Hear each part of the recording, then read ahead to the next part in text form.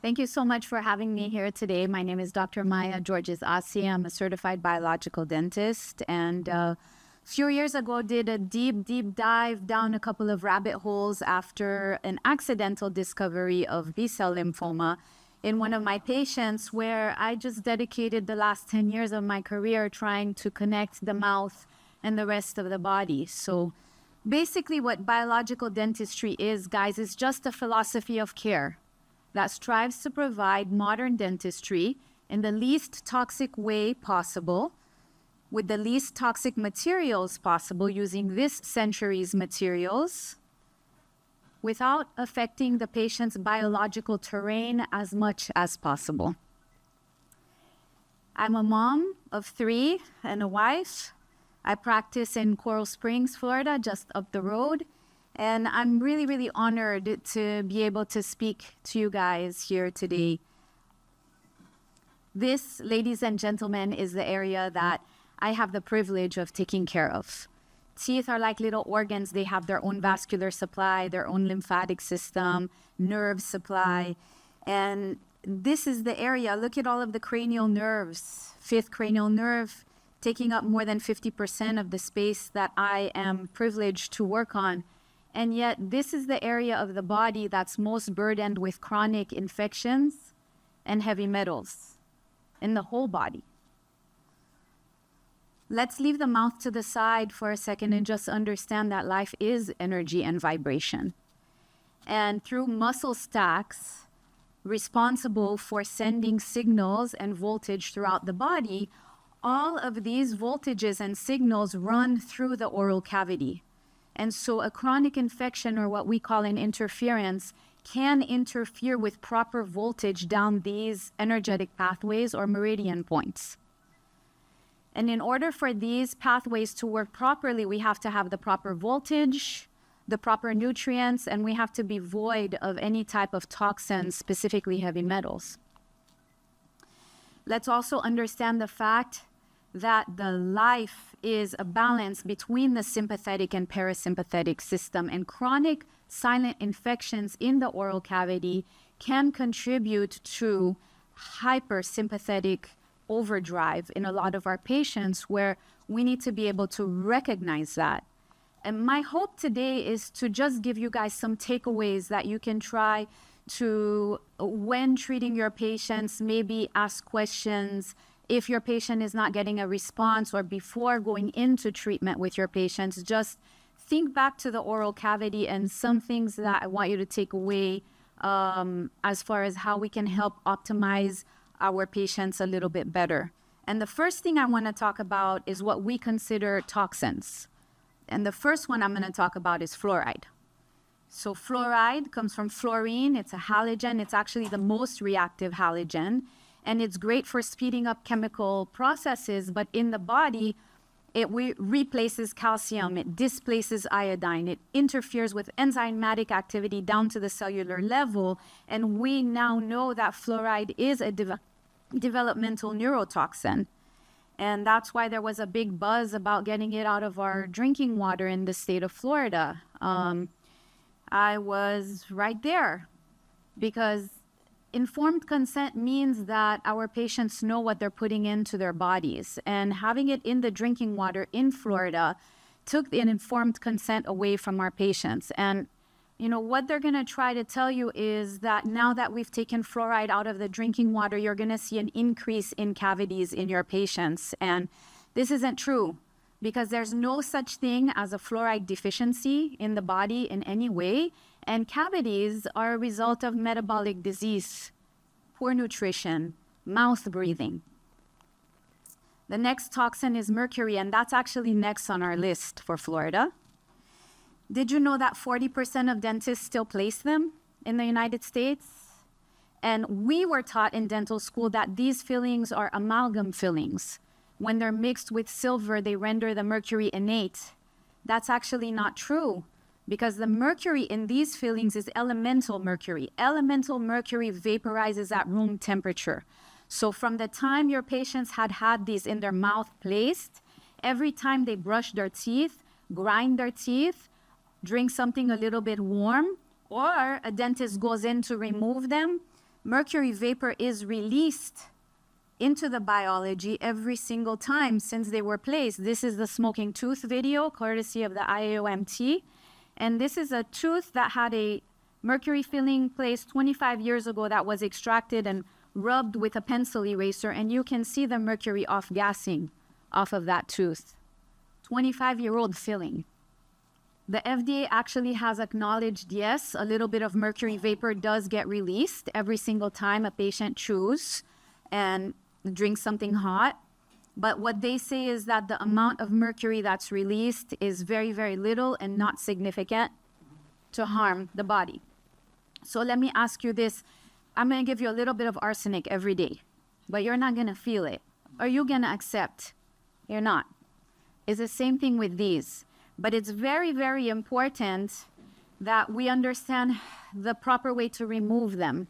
Because even some of my colleagues were just drilling them away. You know that it's actually illegal for me to take the same filling that's in my patient's mouth and drop it down the drain. I'll get an EPA violation for that. So how is it okay for me to just drill it out any which way? It is my opinion that it's not okay. And actually, dental professionals are some of the most mercury toxic professionals. I was one of them.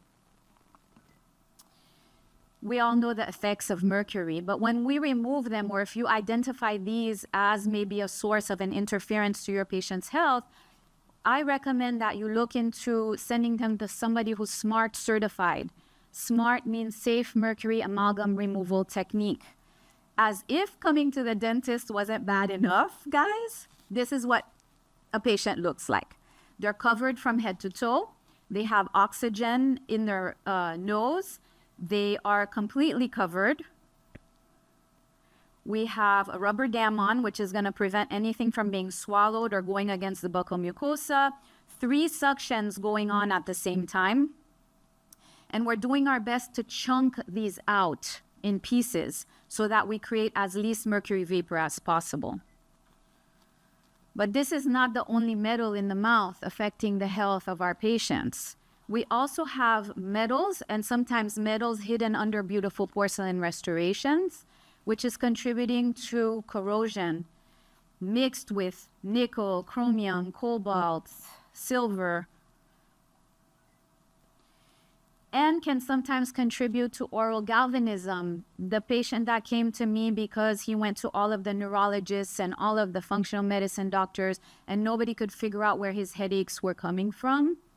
And I said, you know, this is a long shot, but I see like 5 or 6 different type of metals in your mouth.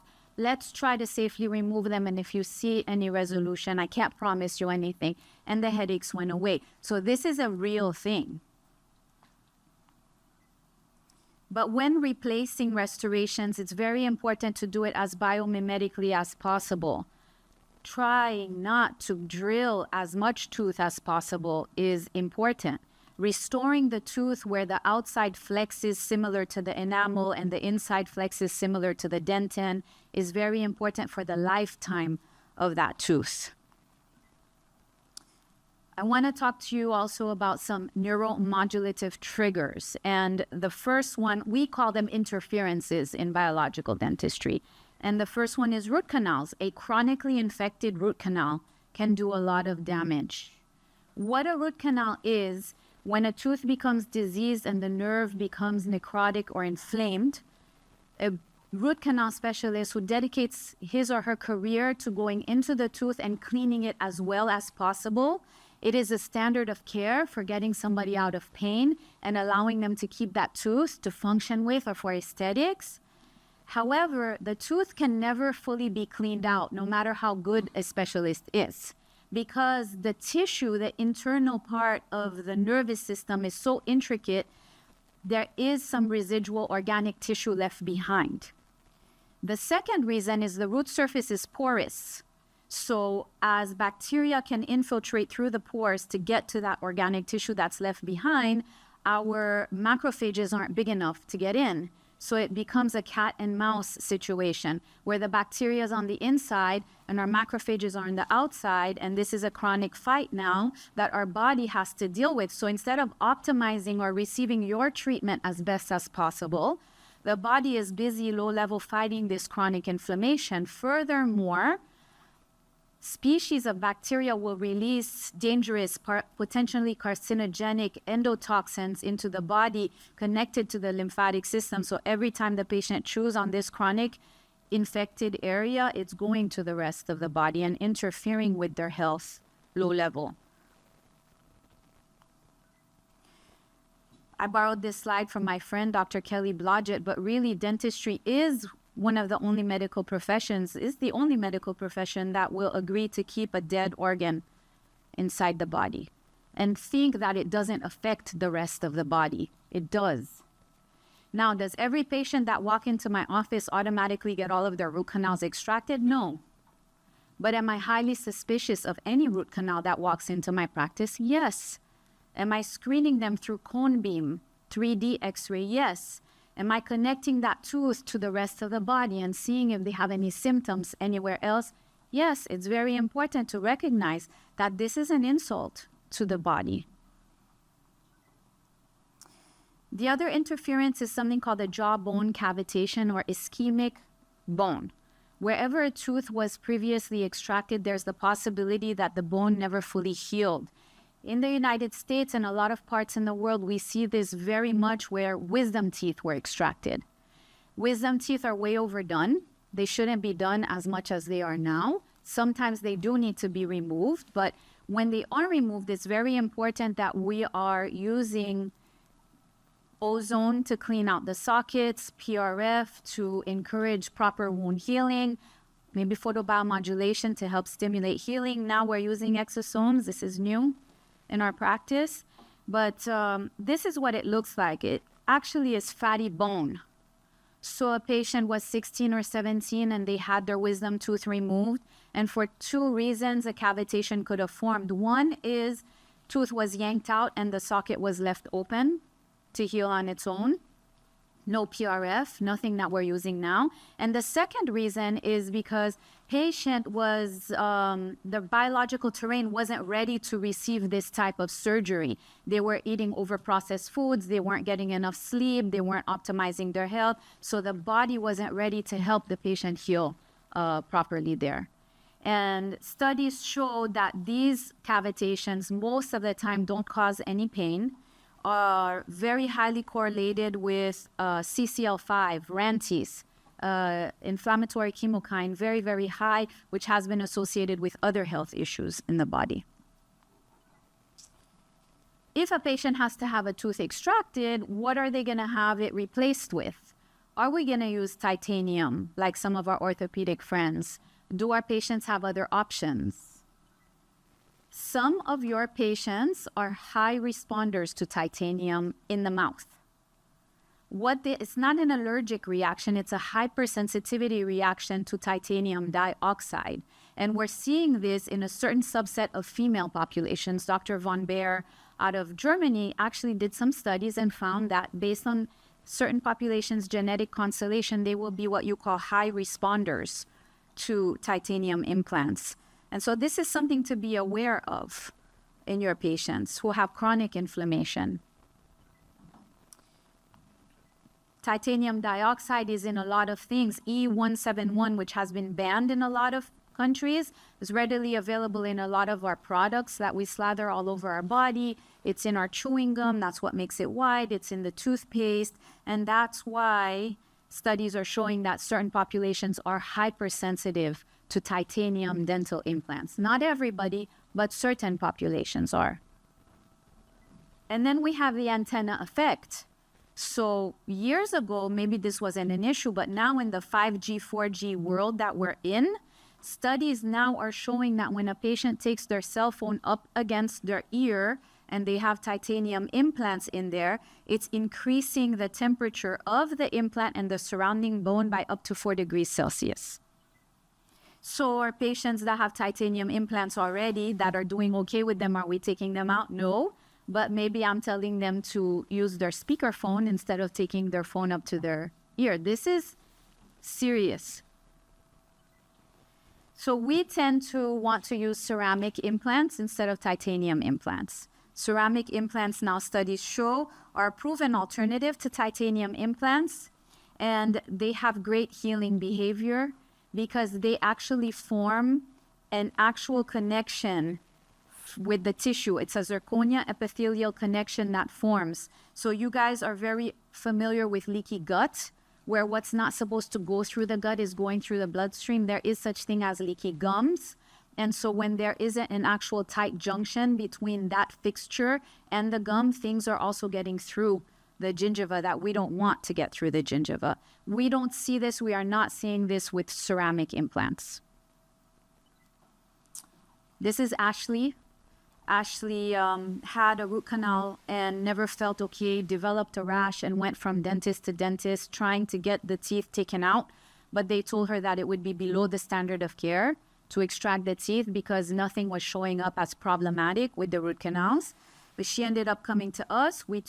She had one root canal tooth and one necrotic tooth, so a tooth that needed a root canal. We took them out for her. And we actually, whenever we extract root canal teeth, we send them out to a lab that does a PCR evaluation of everything that was living inside the tooth. And I'll show you Ashley's result in a little bit. But as soon as we removed these teeth, would you believe that her rash resolved and never came back? 2 beautiful ceramic implants in there. That's us doing some photobiomodulation on her. A young patient with a congenitally missing lateral tooth, where she finished with ortho, was very happy to be done with her braces and needed a tooth.